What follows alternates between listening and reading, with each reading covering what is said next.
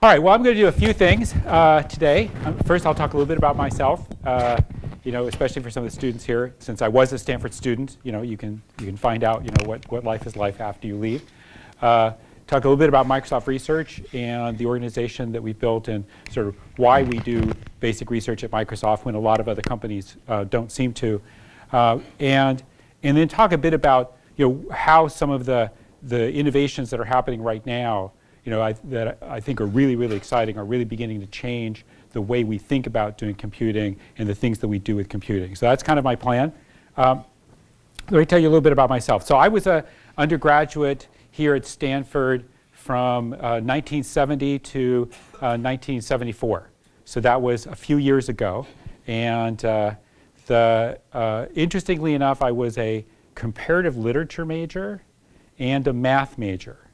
Now, there wasn't a computer science undergraduate degree back in those days. I did take all the computer science courses I could, and then of course I went on to graduate school in computer science.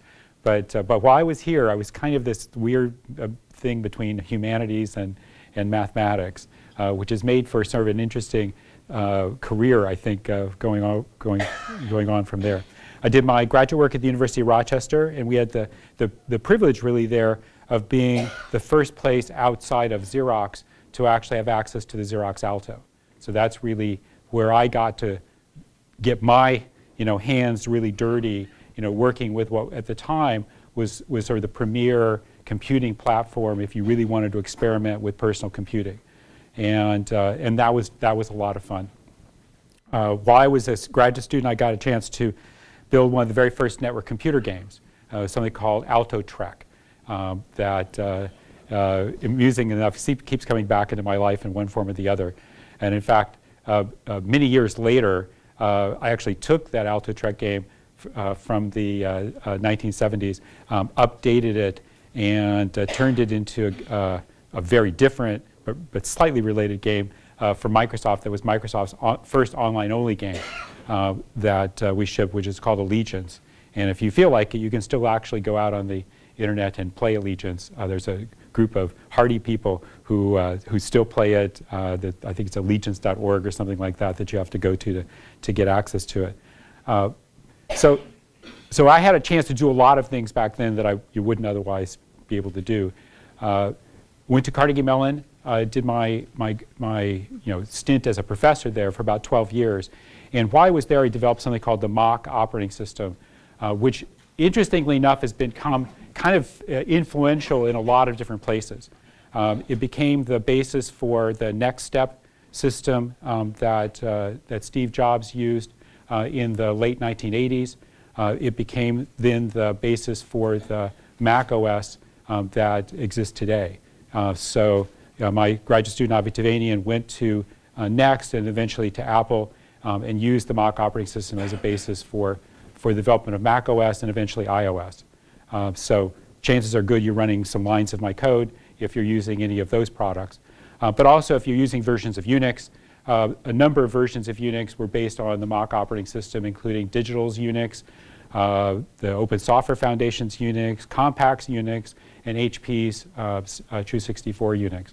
So those are all based on Mach. In fact, Mach was the first 64-bit version of Unix that became available. And then if you're using Microsoft products, you're probably using my code too, because a lot of the work that we've done since I've come to Microsoft is embedded in various versions of Windows and some of our other products, including the Xbox. So you have a chance to take advantage of something I did, some line of code during that period of time. I think during the course of my career, I've implemented something like 600,000 lines of code.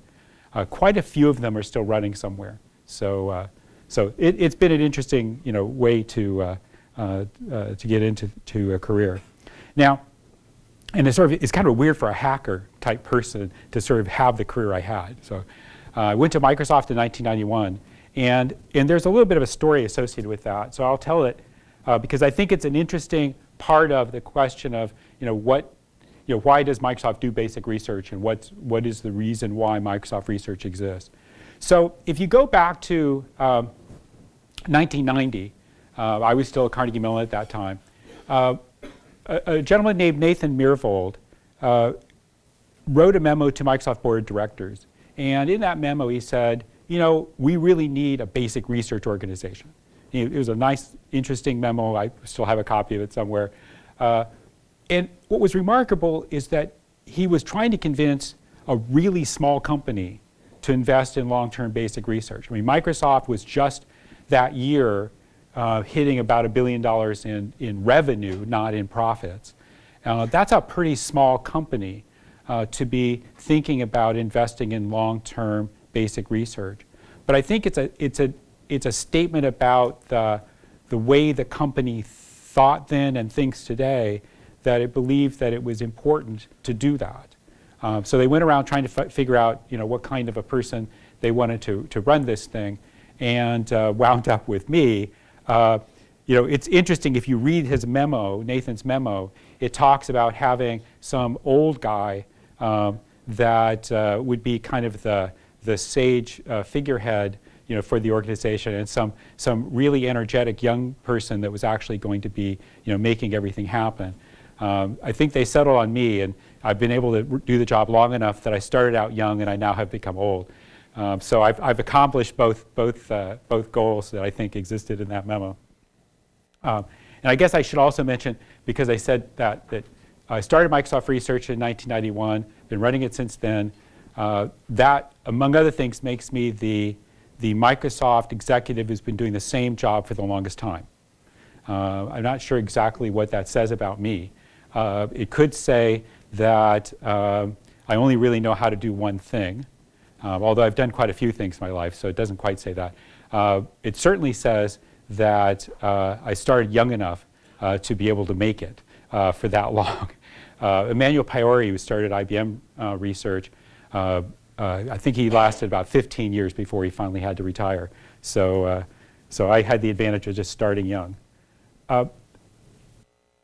When I went to Microsoft, and actually I was here at Stanford in 1992 presenting a series of slides on Microsoft Research, and an older version of this slide was one that I used, and in fact these words are the ones that I used in that slide back in 1992.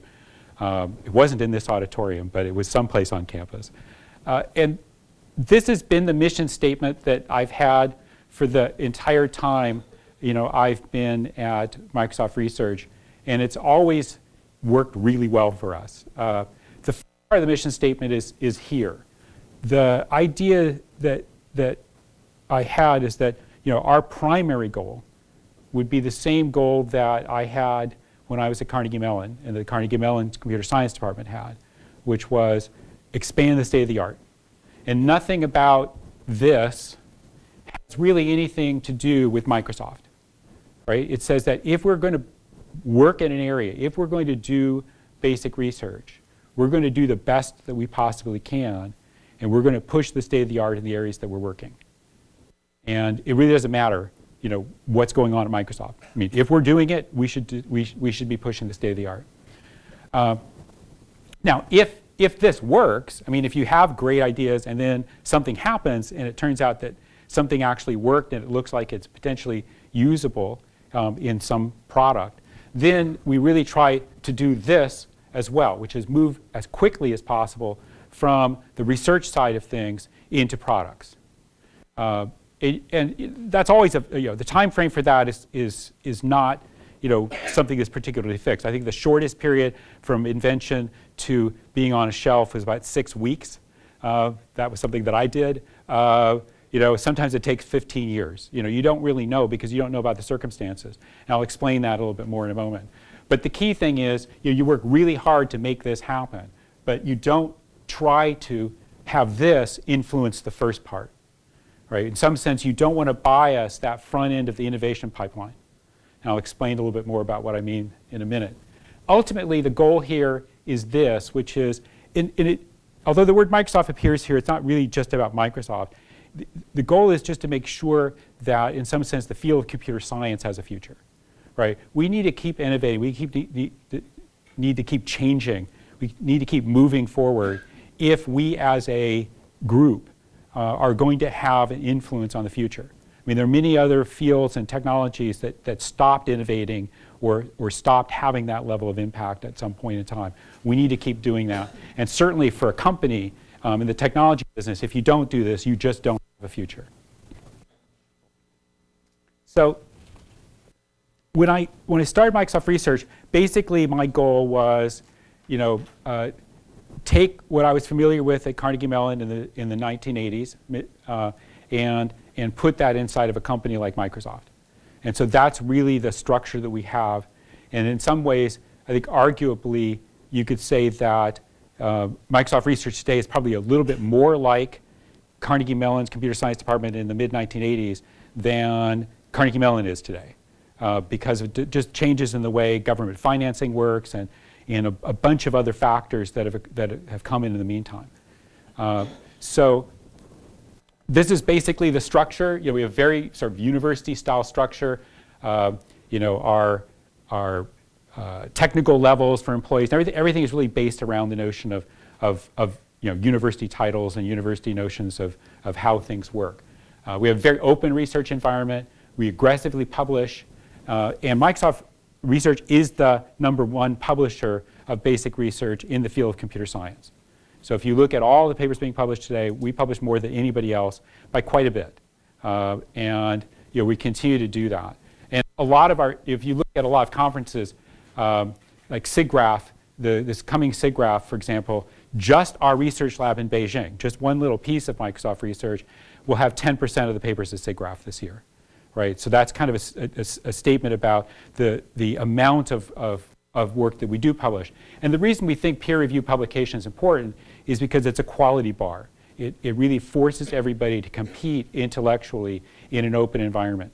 And that makes sure that we achieve that first part of the mission statement, which is that we really are pushing for the state of the art, and then we're not deceiving ourselves into thinking that that's what we're doing. I mean, I think it's very easy for a closed research environment to start over time deceiving itself into thinking it's doing something when it isn't really at the state of the art. It isn't really competing with other people. We have lots of visitors. I mean, it's a huge number. A huge number of interns. We run probably, I mean, I don't know the numbers for every other company, but I'd say there's a good chance we run the largest PhD internship program, certainly in the field of technology. Microsoft Research worldwide has over 1,000 PhD interns working each year. And so roughly you can sort of figure, we have the equivalent of, say, 350 or so, graduate student years, work full-time working in Microsoft Research every year.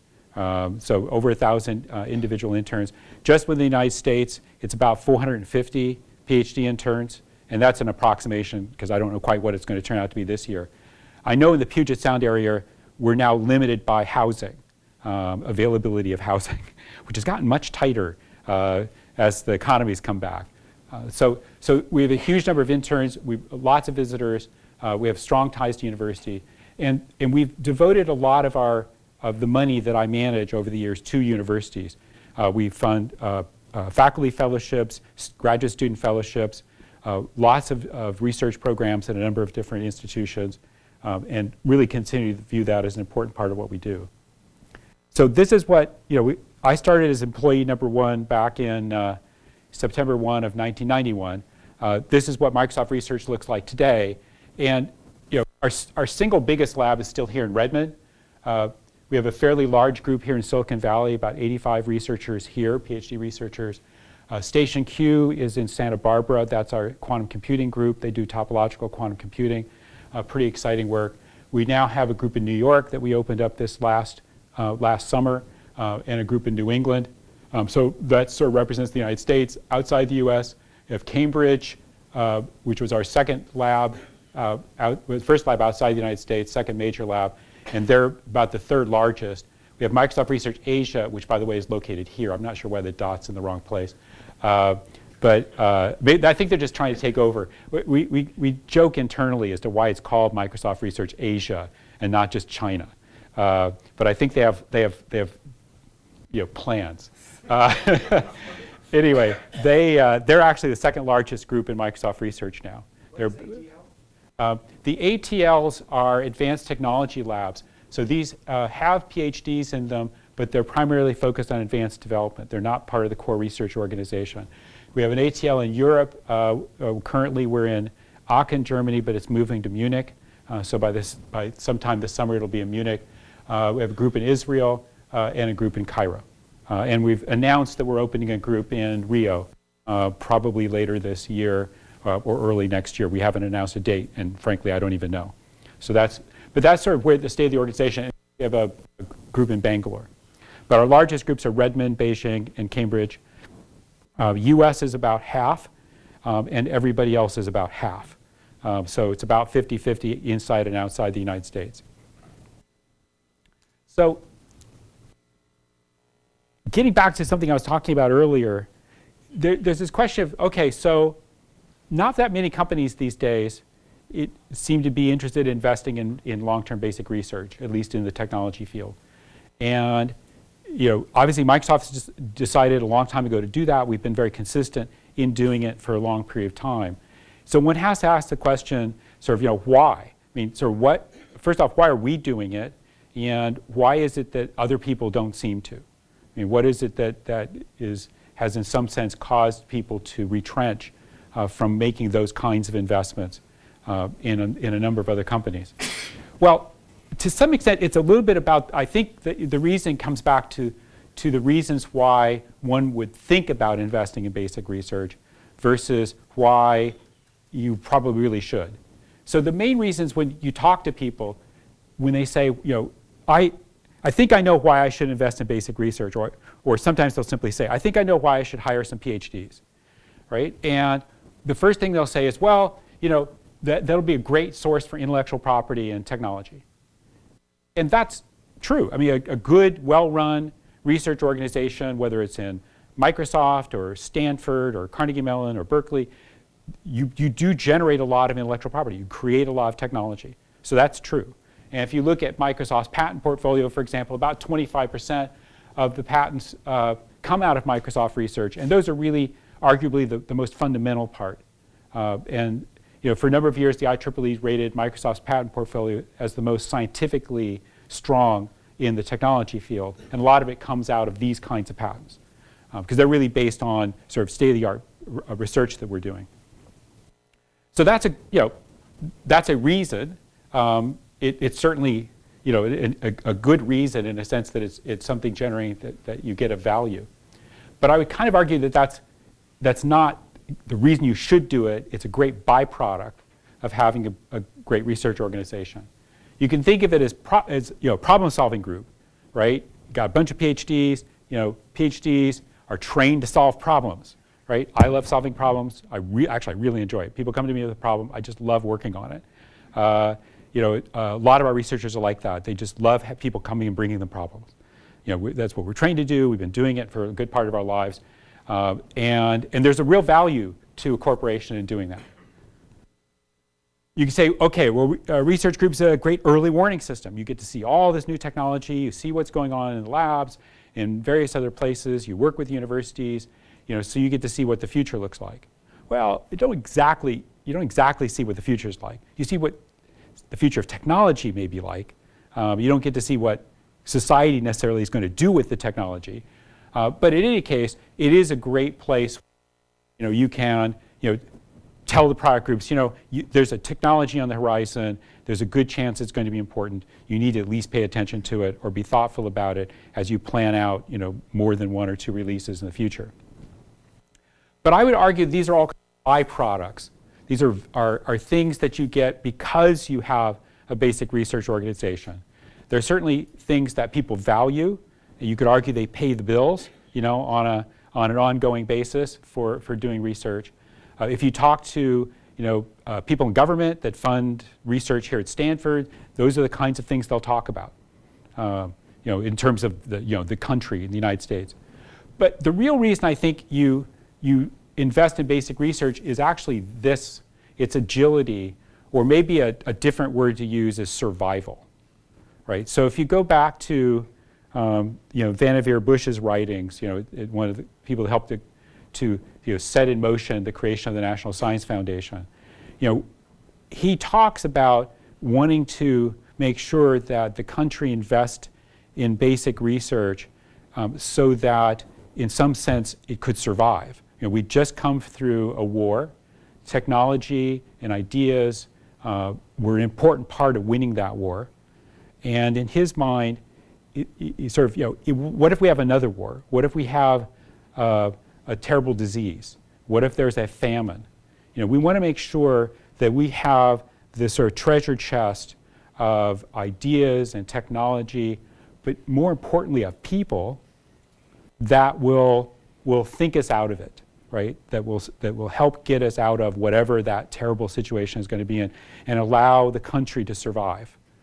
The same argument really applies to a company, which is you're constantly, certainly in the technology field, a company is constantly being attacked, not just by other companies. I mean, you have competitors, so you have new competitors all the time. There are new technologies, but they're also constantly changing business conditions, right? The world keeps changing, and you have to keep adapting.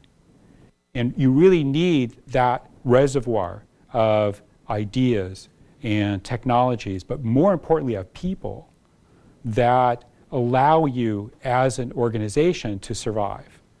And in some sense, it's really the unexpected that is the reason you do have a basic research organization. And if you look back on Microsoft's competitors, back in 1990, 1991, right, when Microsoft Research got started, the companies that were like us back then, some of them larger than us back then, they're gone, right? They just disappeared. They didn't invest in basic research. They didn't really put a lot of energy into that kind of future thinking. And in each case, something happened, right? And you don't know what's going to happen. Something happens, and then you don't know. If you're not, in some sense, making certain kinds of investments, you may not be able to dig out. Now, you may not be able to dig out anyway, but at least you have a fighting chance. Let me give you an interesting historical example. And I asked the forbearance of the students in the audience because this is an example from the early 1990s. So for some of you, might have been a long time ago.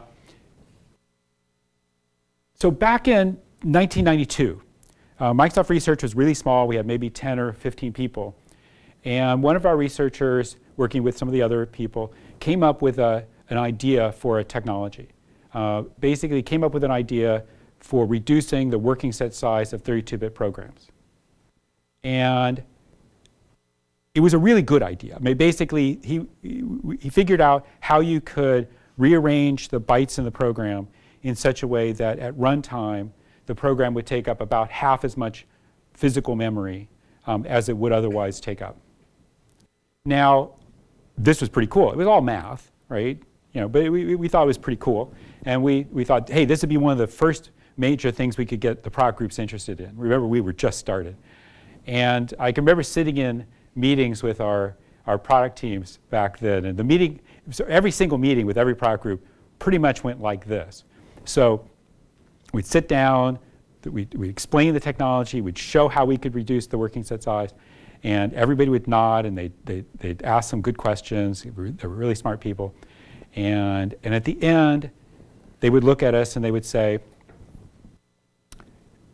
you guys are just really smart, okay? Oh, we didn't even know those letters were in the Greek alphabet, okay? You guys are just like amazingly smart. But we don't have 32-bit code. It's 1992. We have 16-bit code, all right? We know we're going to have 32-bit code, right? Everybody knew it was on the horizon. But they said, Moore's law is going to mean that we'll have lots of memory. So by the time we need the extra memory, I bet we'll have it, and it'll be all cheap and it'll all be great. But a funny thing happened on the way to 1995, and that you can see it in these price charts for DRAMs. The price of memory didn't actually go down. It actually went up a little bit. And so what was happening, there's some issues in Asia and some trade issues in plants that were having problems and various other reasons why it all happened. But none of that really matters. The problem was you get to 1995, right here, and and what's happening now is that price of DRAM doesn't really go down. And guess what? All of our product groups now have 32-bit code. They're ready to ship Office 95 and Windows 95, the two biggest products that were going to make the future of Microsoft. And unfortunately, people's computers didn't have any more memory than they did in 1992. And so while we had these wonderful new 32-bit operating systems and Office products, the computers really couldn't run them. They were still, at those days, it was 4 and 8 megabytes of memory is what a typical corporate PC had. That's megabytes, not gigabytes, okay? So the world was a little different back then. And what was a problem for us was, hey, we were ready to ship this code. And it wasn't going to fit. The good news is that we, in the research group, we'd actually continue to work on that technology that I talked about from 1992. We'd actually refined it quite a bit. We made it so that it worked well within Microsoft's development process and development stack. So when they hit the wall, they could come to us. Was that part of my hitting the wall? When they hit the wall, they could come to us, and we had the solution for them. Right? So they were able to ship Office 95 and Windows 95 in 1995. And that had a huge, huge impact on the company. There were two ways in which that impact occurred. The first was we made several $100 million that we wouldn't otherwise have made. Now, we were still a small enough company, and it was 1995, when several $100 million was still real money. Okay? So you could take your family to see a 3D movie, right? With several hundred, well, they didn't have 3D movies, but you could take your family to a movie for a few $100 million, right? If you saw it on the ground, you would pick it up. All right. Now today, it's not super clear, especially in Silicon Valley with all this stuff going on, billions and billions. It's not clear anybody really cares. But back then, it was a lot of money. But way more important than the money, because money comes and money goes, right? Way more important than the money was the strategic value, because our main competitors, Lotus and WordPerfect, did not have this technology, right? So they did not have the ability to ship their 32-bit products, and without basically their stuff just wouldn't have run. So it was almost a year before they wound up shipping, and more to the point, even when they did, they were fat and slow, compared to what we were shipping. The impact of that strategically on the future of Microsoft was just astronomical, right? There's no monetary value you can really assign to that, because that's the difference between surviving and not surviving. If you talk to Ray Ozzie, who I've talked to many times since he eventually came to work at Microsoft, he was one of the founders of Lotus. He said, hey, that just killed us, right? They knew we had something. They didn't know how it worked. They didn't know what it did exactly, except that they knew that we were able to run our code and they couldn't. And that's what a basic research group does. Right? And you can't go out and buy that technology, right? Because if somebody had it outside the company, then everybody would know it was there, right? This was something that was a solution to a critical problem that was inside, ready to go when the company actually needed it. Yes, eventually. It wasn't published at the time we did it, because it was, we were working with the product teams, but it was eventually published. If you look today, so I talked about the mission statement. I said, look, first is we move the state of the art forward, and we're doing that. We're publishing more than anybody else is right now. But we are working really hard to get technologies into our products. This is just a list of things that have come out of Microsoft research where technologies have gone into our products since fall, right? And this isn't a complete list, right? So there's a huge impact today in terms of things that are going in. And what's interesting in a way, let me just wait on that one. What's interesting in a way here is that, it's not like we really talk about this a lot, right? Our product groups don't go out and say, hey, we've got this and that because it comes from our research group. That's really not their goal. Their goal is to build their stuff and to sell the product, and they're doing a great job of doing it. And all we're doing in some sense is giving them sort of the pieces of some part of a puzzle that they have to do the rest of and to really make these things work. So it's an important part of what goes on. Now, let me give you a specific example of a more recent technology transfer, still from a few years ago, to give you a sense of how things go sometimes and where how sort of fundamental research then can be translated into product activity. So this is actually a picture from 2009, June of 2009. And that was when our Xbox group first talked about what they called at the time Project Natal. You would know it now as Microsoft Kinect. And they showed a little bit of it on stage at that point. Now, behind the scenes, what was, the obligatory, if you've never seen Kinect, that's what it looks like, okay? The chance you've never seen Kinect is small, so I'm going to keep going on from there.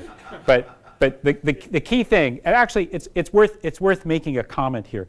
The key thing about Kinect that was really exciting is that you move and the computer actually can tell you're moving, right? And the characters on the screen can mimic your body. And it was interesting because we were on the beta for this when it eventually got done, and I could tell it was going to be super successful when my kids, which let's see, 4 years ago they would have been 8 and 10, when they were playing with this, and they were having more fun after they won, jumping up and down, having their character jump up and down with them and celebrating, than they had playing the game, right? They had completely lost themselves into this virtual world because the character on the screen mimicked what they did, and they made that connection, and that was really what was cool about it. Now, the problem with Kinect, there were sort of two elements of Kinect, right? The first is the 3D camera. And for those of you who don't know how the Kinect actually works, there's an IR pattern that is sent out, and then a camera that scans and basically does the 3D reconstruction based on the pattern that's scanned out. That's a very, very simple version of what goes on. The reason you use IR, by the way, is because you don't know what light's going to be in the room. You can't depend on lighting, right? So you need to be able to do it no matter what the lighting looks like. Now, people have been playing with 3D cameras and so forth for a long time. Actually, most people don't know this, but my PhD thesis was in 3D motion, 3D image reconstruction for motion images. So even I had some experience doing it. The problem with trying to do actual tracking in a 3D environment like that with a three-dimensional camera is that you lose stuff really easily. Plus, the Kinect, it's a relatively low resolution in terms of depth. It's reasonable, but it's relatively low resolution. So there's a lot of confusability, and if you move, you move around, you put your arm behind your back, you step next to a table, your dog jumps on you, there's your brother comes up next to you. It's really easy to lose track of what's going on in the scene. And traditionally, this has always been the historic problem with computer vision tracking, right? Is that you're tracking, and then suddenly something is obscured or something goes wrong, you lose it, and now you have to reacquire and recompute everything. And it's not particularly easy to do, and it generally generates a lot of errors, which is one of the reasons why people never really tried putting a 3D camera in a room with children and dogs and grandparents and so forth and furniture before, right? Because just nobody had ever thought about even beginning to do an environment that's that confusable. So the product group came to us, actually came to me, and they said, look, we have some technology, but it's not really working well enough to actually ship. There's too much confusability, we lose people, and we need something that's really reliable in these very complex environments. And so that was where we basically, paired up that team with a group of our computer vision researchers, and that's where Connect really started to work. Because what our team did, actually Jamie Schotten in our research lab in Cambridge, England, was one of the key ones working on this. What they did is they realized that this wasn't really a tracking problem. It was a sort of machine learning object identification problem. And they built a machine learning system that could recognize the different parts of the body with a relatively high probability. Right? So it was based on a decision forest technique. This all published in SIGGRAPH. You can go find out all the details about how the code actually worked. But what was exciting about it was if you paired that with the tracking capabilities of the camera, suddenly you had something that was extremely reliable in a lot of settings. And that really gave us the ability to ship what was really the first real-time 3D computer vision system for the home, right, that anyone's ever seen. And it really changed. What was cool about Connect was it changed not just the, it wasn't just a great product. I mean, we sold like 10 million units in 60 days, so that's a really good product. I think now it's over 30 million, and the attach rate on Connects is actually, on Xboxes, it's extremely high now. But it did more than that. It actually changed the way people in the computer vision community thought about doing computer vision. Right? It changed the way people thought about the research. And there's this huge upsurge of new research being done in an area that frankly had stopped having a lot of interesting work going on. So I think that was, to me at least, that was even more exciting than the product, although the product was pretty exciting too. Let me give you another example that's really recent of a sort of fundamental computer science technology that's now having a pretty interesting impact in a product. So there's a new feature in Office 2013. So if you have a chance to try it, I would recommend it. It's a lot of fun. Basically, it's in Excel. It's called Flash Fill. And the idea behind Flash Fill, let me see. Actually, I'm going to run the video, and then I'll explain a little bit more. And is there any way to get sound on this or not? Okay. Maybe I'm the problem.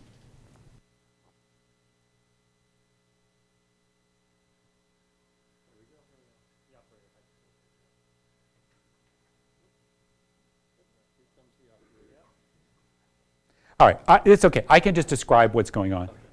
I've done the best I can. So let me just describe what's going on here. So here you are at Excel. Okay, now he's taking it away. But basically, the idea is you have some column of material. Let me just actually go back here and just pause it there so I can talk about it. So you have some column, right? These are, say, Social Security numbers. And what you really want is you want to put the dashes in because you really kind of like the way it looks with dashes. Now, all right, I guess I didn't pause it. Now, there we go. Now it's paused. So now, you can do this in Excel macros, right? But it's not the most trivial thing in the world for a user to be able to do. What you'd like to do is effectively say, hey, and you can do Perl scripts. I mean, there's a lot of ways to do stuff like this, right? But what you really want to do is say, look, I've got stuff like this. I want to have stuff that looks like that, right? And let's see if I can skip forward to a place where it's actually, yeah, I'm just going to have trouble with this. But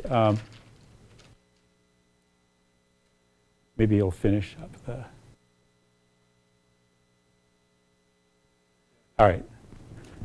Let's see if he actually finishes this up. Yeah, so what happens is you click a button and the whole thing turns out exactly the way you expected it to, right? So what's happening and Flash Fill will do this with pretty complicated transformations. Basically, the idea is you have a bunch of stuff, you want to change it. You want to reverse first name and last name. You want to capitalize certain things. You want to put parentheses around it. You want whatever. I mean, there's a lot of different kinds of transformations, some of them very complicated. You can do math with this as well, right? You want to change some of the fields and add them together, manipulate them. FlashFill will do that. What's happening is this is really an advance in automated programming. So what's happening, so going back to around 2000, Microsoft Research has been pioneering work in program analysis for quite some time. Our first heavy use of program analysis technology was in Windows XP, actually.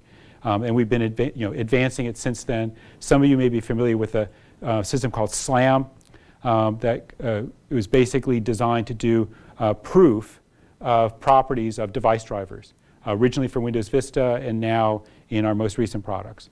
So this thing called the static driver verifier in Windows, and basically that's a program proof technology. And we extensively use program proof technologies now in our products.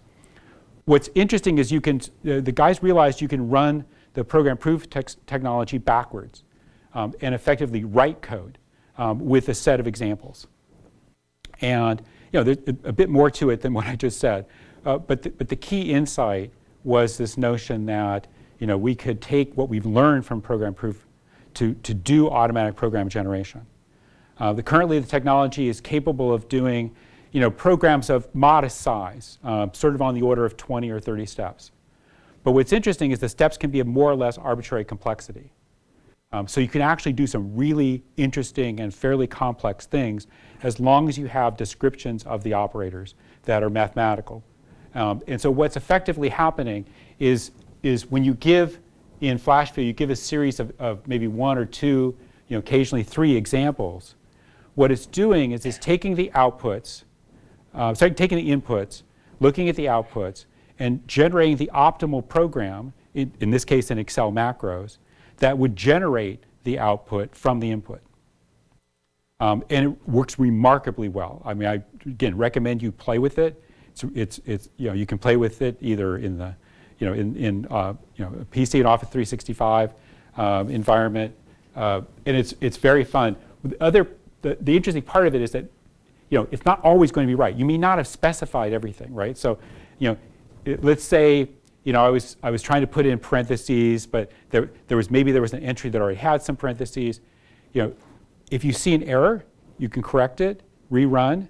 Now it uses that example along with the others, and it will again generate a program. And usually after maybe one iteration, if it makes a mistake at all, typically one iteration, it fixes it.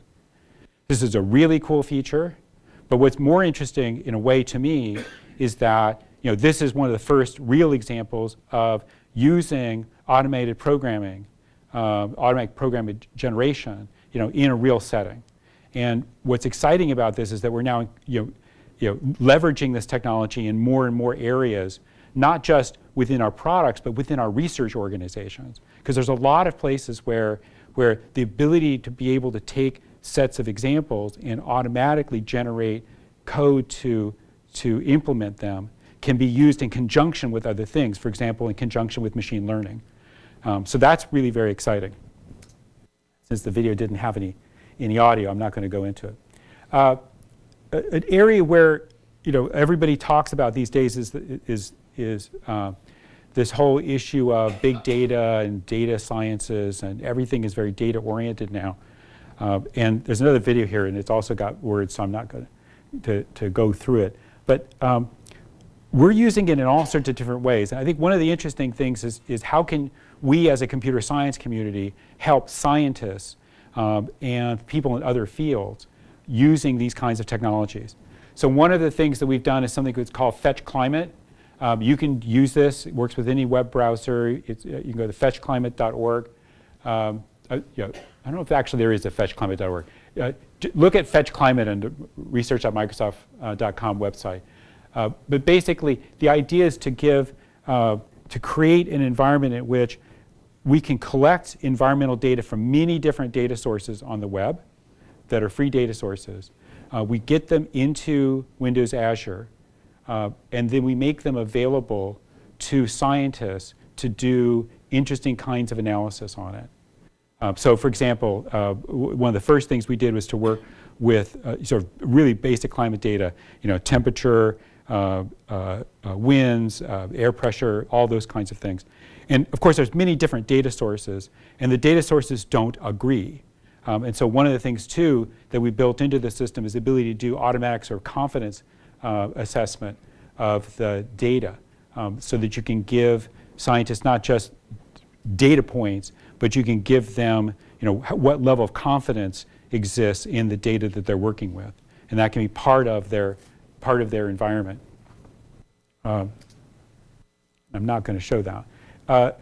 You can also use this in areas like healthcare. So we've been working with a number of hospitals in terms of giving them tools that are predictive in one form or the other. So this is some work that Eric Horvitz has done working with the Amalga product. It was originally part of Microsoft. Now there's a joint venture with GE that has the Amalga product in it. But the idea was to be able to predict when patients were likely to return within 30 days at the point that they were being discharged. And not just to predict that, because by itself that's not super helpful for the doctor, but actually to give the doctor effective ways of mitigating that, cost-effective ways of mitigating it and reducing that probability. So what they did was not just look at all the factors that went into the chance that the patient would come back within 30 days. So, because it was within the context of Amalga collects a huge amount of data within the hospital. So you would take into account things like the number of what room numbers people were in, what nurses and doctors saw them, what medications they were taking. Huge amount of data about the patient was being taken into account as part of this analysis. But in addition, part of the system was to look at the possible mitigations. For example, bring them back in a few days for an in-office visit, have a nurse call them up, bring them in for a real checkup. I mean, there are lots of different things that you could imagine doing that would reduce the chance that a patient would come back. What you needed to do is be able to determine which mitigation strategies were cost effective for this particular patient in reducing the chance that they would not return. Because if you just applied one of these mitigation strategies, they're all cost money, and on average it wouldn't be cost effective to just apply them to the entire group. You wanted to know which technique was going to be effective for which patient, and to be able to do that. So that was actually a very interesting use of again, computer science technology, machine learning technology, but in this case to help address a medical issue in hospitals. And we work with Mass General and some other organizations to deploy that. It's now part of a product. Another area we've for many years now we've been putting energy into is HIV vaccine design. The idea here is to, well, the original idea was actually very, very simple, which is to say, HIV, the genome sort of looks like a string, right? Computer science, we know how to deal with strings. We know how to manipulate strings. And the question then is, the problem with HIV is that you're not just solving for a particular version of the virus, but the virus is constantly mutating. So it's like spam, right? So if you think of what spam looks like, their spammers are constantly changing the content of spam to try to find a way around the spam filters. Well, HIV isn't exactly conscious, but since it's constantly mutating, the mutations find ways around the body's defenses. And so the idea was to say, how could we use machine learning techniques to effectively go after whatever the weakest link is in the virus? I mean, so just as in the case of spam, so Microsoft did the first machine learning-based spam detector back in the 90s. And the idea behind that spam detector wasn't to just identify spam, it was to identify things that would allow spammers to make money. Right? Because if you could remove the economic value from spam, it reduced the chances that spammers would really care about changing it. And you would be trying to sort of break that cycle. Well, here the idea is the same, which is to try to identify what parts of the virus are really important for the virus to continue to be effective in reproducing itself and allowing itself to continue to infect other patients or other parts of the body. And if you could go after that, and think of that as the cache, for the HIV virus, then again, the goal was to try to be able to do that. So a great deal of progress has been made there. And again, I've got a video to talk about it, but I'm not going to be able to. I don't know why the sound just doesn't work. But.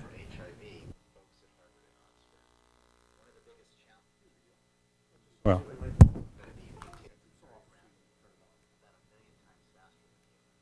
okay. Supposedly this is on, but. No. All right. Well, I'm not going to be able to go through this and show it, I'm afraid. But we need to find a solution to this one, though. So does this work? Because if this works, I can use this to funnel the sound. Okay. I turned it off. There we go. All right, let's see if we can make this is an interesting solution to the problem.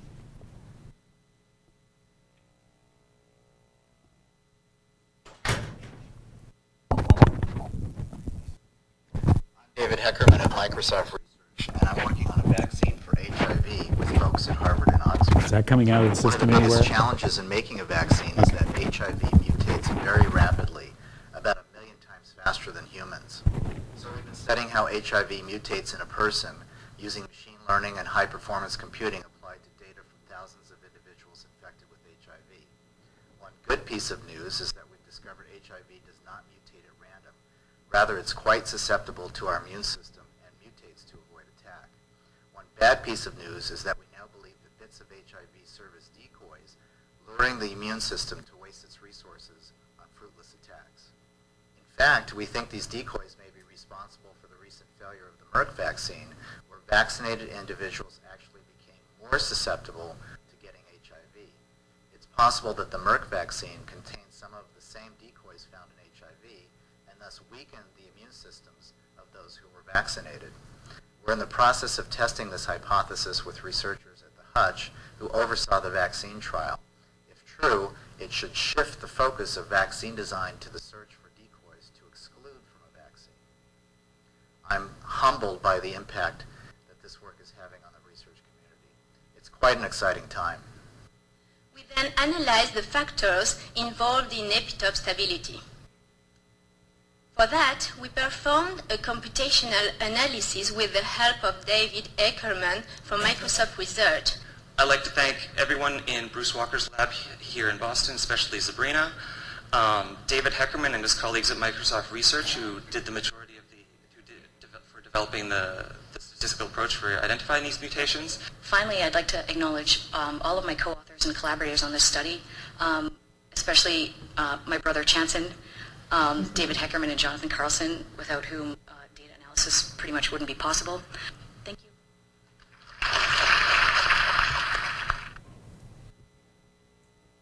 So you get the point. I don't think when I started Microsoft Research, I was really thinking that we would somehow be working on, vaccine design.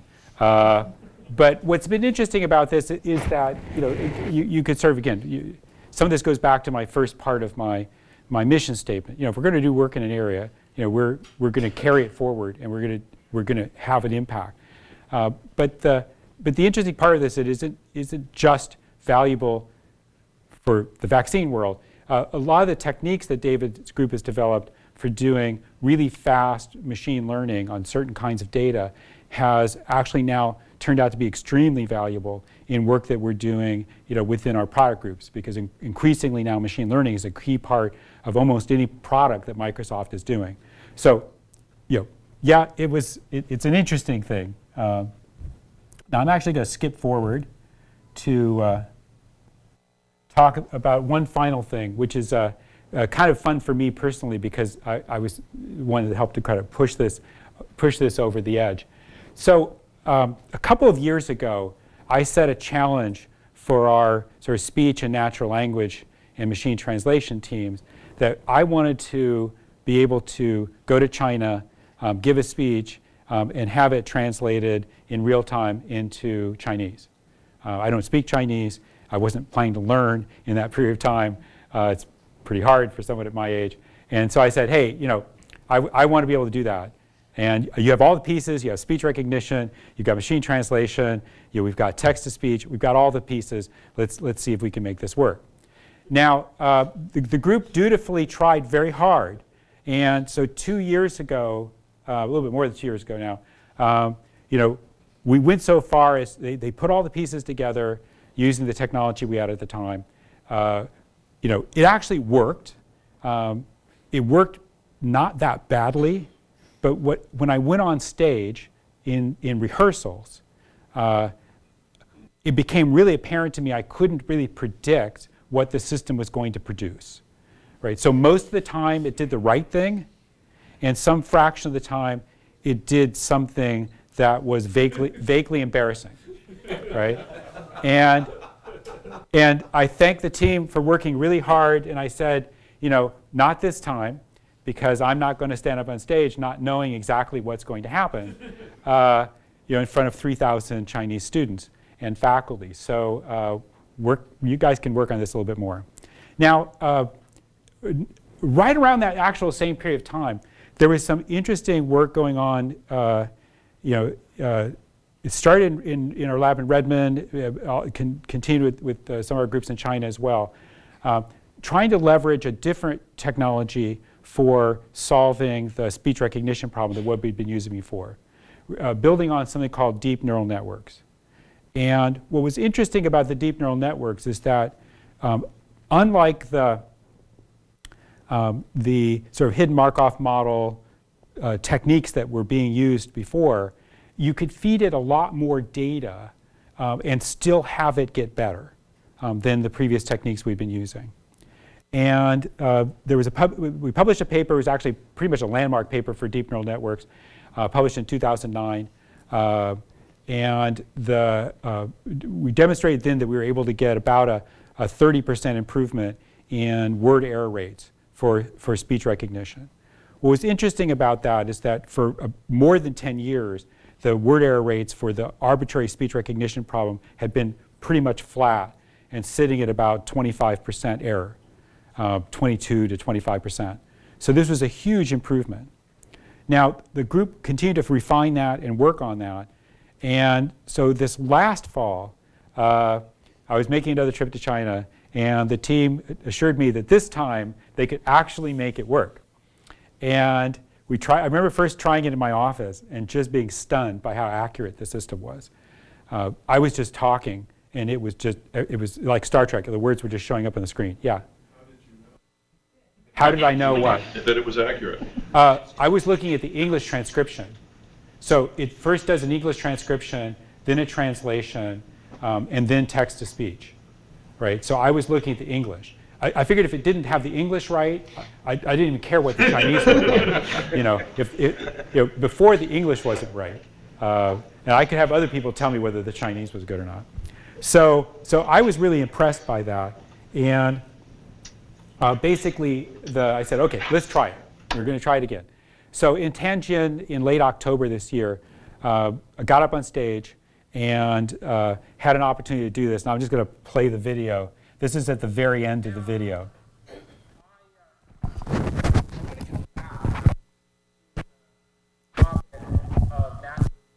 Can you guys hear this at all? One of the most natural interfaces for people is human speech. And for the last 60 years, computer scientists have been trying to find ways to I think this one's working. It's just. Now, in the beginning, with the hardware this problem, they looked at it largely as a pattern matching problem. That's not working either. I know it turns off the speaker. I'm just trying to get it to work at all here. So, and I don't know why. The microphone you're holding in your Yep. Yeah, it's working. It's just not picking up. There's not enough sound coming out of this, I think, to make it work. So. think at this point. So it looks like I'm going to let me try something else.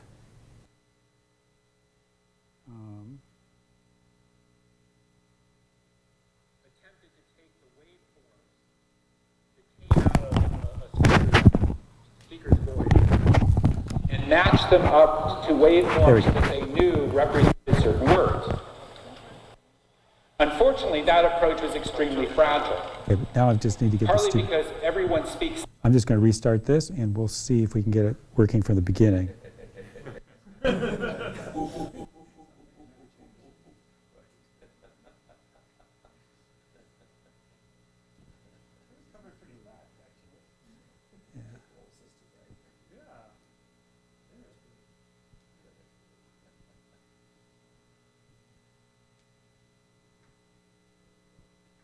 All right, let's try this. And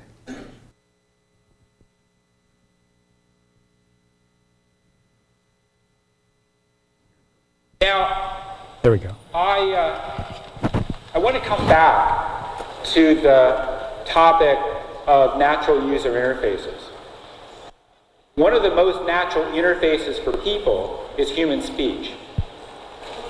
And for the last 60 years, computer scientists have been trying to find ways to understand and recognize human speech. Now, in the beginning, when people first started tackling this problem, they looked at it largely as a pattern matching problem. So you can And the see what's earliest going on there is systems the text is rolling. attempted to take the waveforms So that's that text is came in out English. of a speaker's voice and matched them up to waveforms that they knew represented certain words. Unfortunately, that approach was extremely fragile, partly because everyone speaks differently, but also even a single speaker will often say the same thing differently depending on the other words or the context in which they're speaking. You've probably already noticed me doing that. Now, in the late 1970s,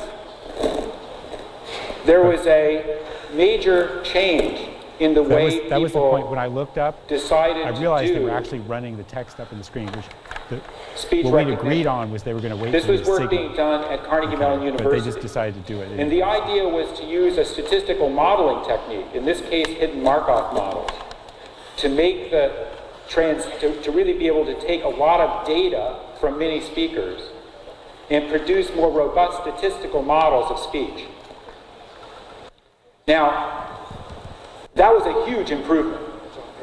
And over the last 30 years, speech recognition systems have become dramatically better than they used to be. They still make a lot of mistakes. But in limited domains, it's possible to do very successful speech interfaces. So for example, in the United States, when I call my bank, I'm talking to a computer, I'm not talking to a person.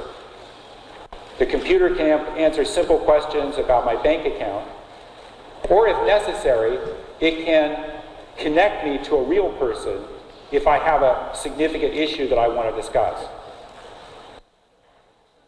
I'm sure you've heard of Apple's Siri product, which answers simple questions. Microsoft Connect has a robust speech interface that allows you to control the interface, and it even allows you to issue commands in the middle of games. Still, these systems have a lot of errors.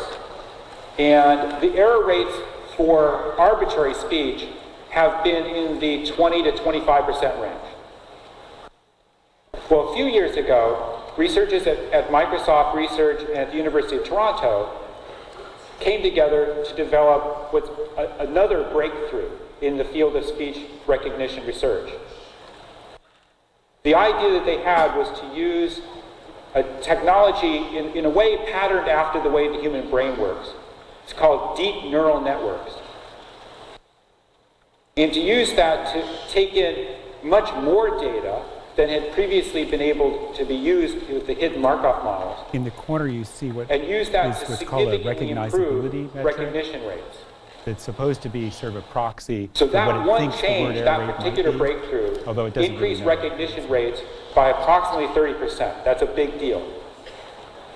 That's the difference between going from 20 to 25% errors, or about one error out of every 4 or 5 words, to roughly 15% or slightly less errors, roughly 1 out of every 7 words, or perhaps even 1 out of every 8.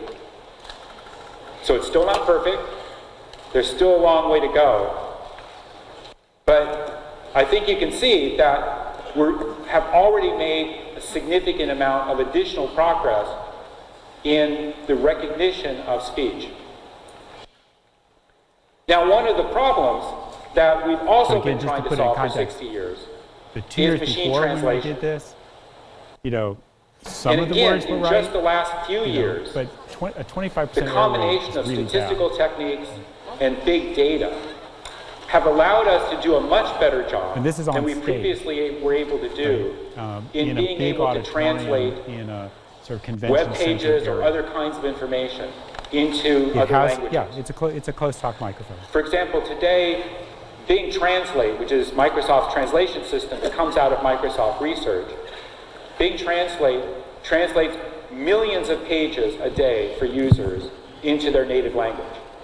It's an extremely heavily used service. Now, if I want to have what I'm saying be translated into Chinese, we can take the text that comes from my voice and put that through a translation system. It really happens in 2 steps. In the first instance, we take the English and we convert it more or less word by word into Chinese text. And I think pretty soon we may see that up on the screen. Yeah, somewhere there I did the little wave. So what to happens say is I we're had to start basically doing taking the Chinese. English text and pushing it through the translation system.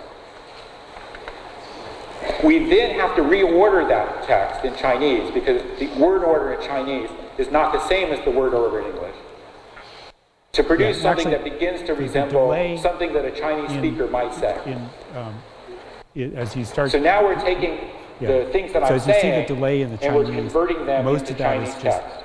waiting until you have enough information to do Now, the rewording. the last step that I want to be able to take in this process is to actually speak to you in Chinese. Now, the key thing there is we've been able to take a large amount of information from many Chinese speakers and produce a text-to-speech system that takes Chinese text and converts it into Chinese language.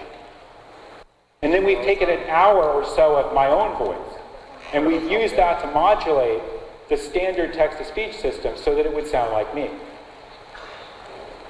So what you see now is the result of that change. I'm speaking in English, and hopefully you'll hear me speak in Chinese in my own voice. I'm looking over to the side because I know they're about to turn around. The audience thinks I was pausing for applause. Again, the results are not perfect.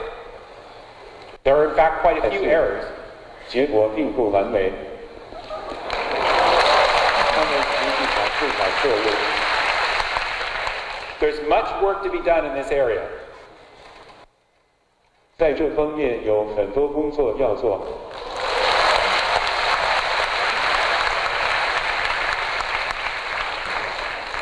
I'll never But this know. technology is very promising. 用这个技术很有希望。 And we hope in a few years that we'll be able to break down the language barriers between people. 数年后，我们希望能够打破人们之间的语言障碍。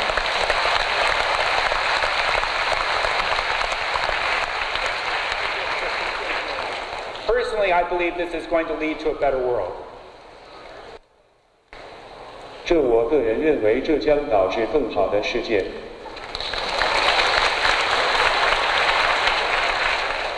I hope you enjoy the rest of the presentations today. 希望今天你喜欢其他的讲座。I'm glad we finally found a sound solution to this.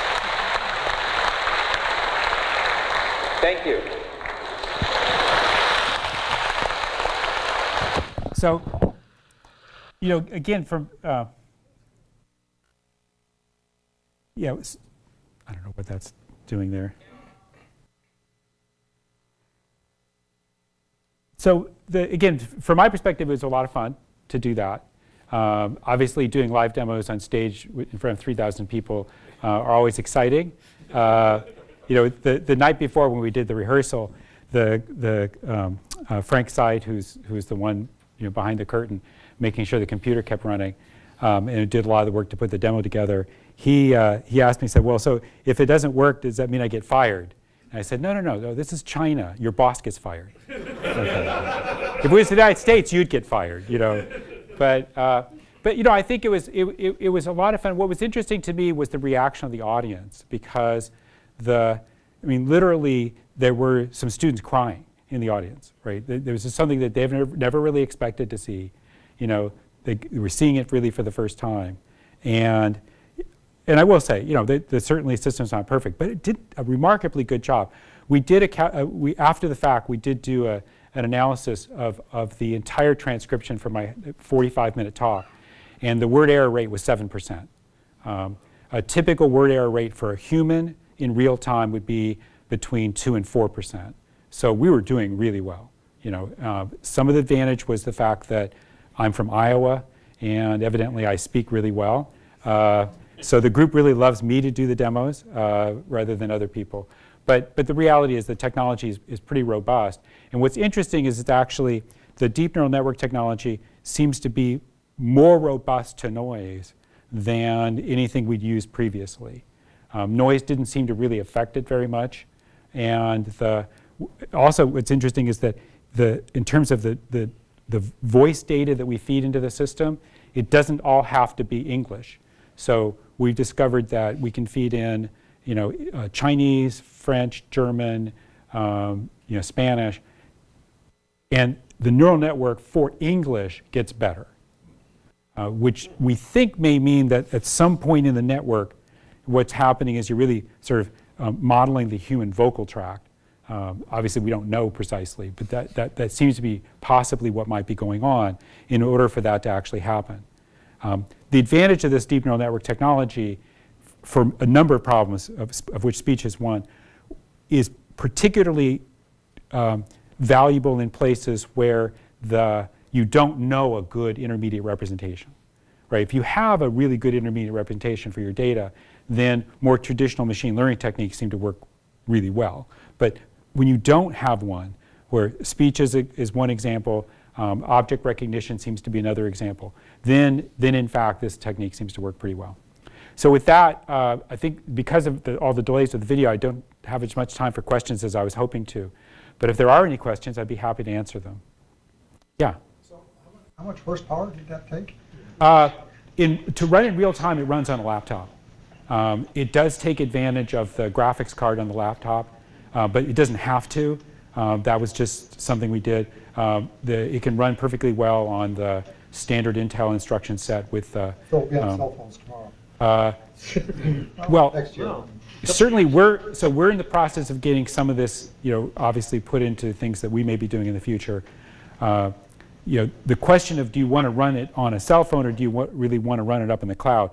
There's a lot of data here, right? So you're working with really large models, and that's probably the limiting factor for having it, running on a very small device. But certainly running on a laptop is well within the capabilities, and we almost all the demos we do are on laptop. Yeah. Data on the laptop? The laptops we're running, I think the models that we're using are several hundred megabytes. They're not gigabytes or terabytes. So. Okay. Yeah. I have a question. So you mentioned using neural nets as being kind of a novel way to approach the speech problem. I'm just curious, the other people in this space, the Googles and the Apples, Siri and so forth, is that the prevailing method used these days? Yeah, I think since we published the paper in 2009, what we've seen is a lot of people have picked up on the idea. And so, I mean, I don't think no one's really tried anything quite as audacious as putting a senior corporate executive on stage with one of these systems yet. But the technology is making its way out. So, we're already using it in some of our Bing speech recognition work. Google's using deep neural networks now for their speech recognition. So the technologies, again, from the point we published this and demonstrated you could get the advantage, I think we're seeing people doing a lot of new work in it. What's interesting is that people are still getting improvements. I mean, we're still seeing significant improvement as we add more data and as we refine the techniques. So we don't know where it will wind up yet. I think, personally, I think that there's a reasonable chance that we may be within, just a few years of effectively solving the speech recognition problem. At least at the level that humans do it. I mean, humans are not perfect by any stretch of the imagination. So, that's really looking promising right now. I mean, we may still hit a barrier. You don't know until you do. But at the moment, it looks really, really good. The biggest limitations right now on the technology, you might have seen that in the video, is in effectively the punctuation, right? Finding the right spots to break sentences and to break phrases. That's not that big a deal for a human who's just looking at the text going by, because we solve that problem really easily. But for translation, it's a big problem, because the translation systems, want to work on sentence or sentence fragments and sort of want to know where the boundaries are. And if the boundaries are wrong, it can cause the translation to get messed up. Yeah. So one of the things I saw when you said error rate, it used AIR. Are you using models of English, the language, like a grammar checker, so to speak, step in this flow, where it probably could have caught that error wasn't that error? Yeah. So words around it. So the answer is it does have a model of English, but it's not a grammar model, right? It's just a statistical, Okay. right? So you're going to see errors. Also, there are errors in the data, meaning you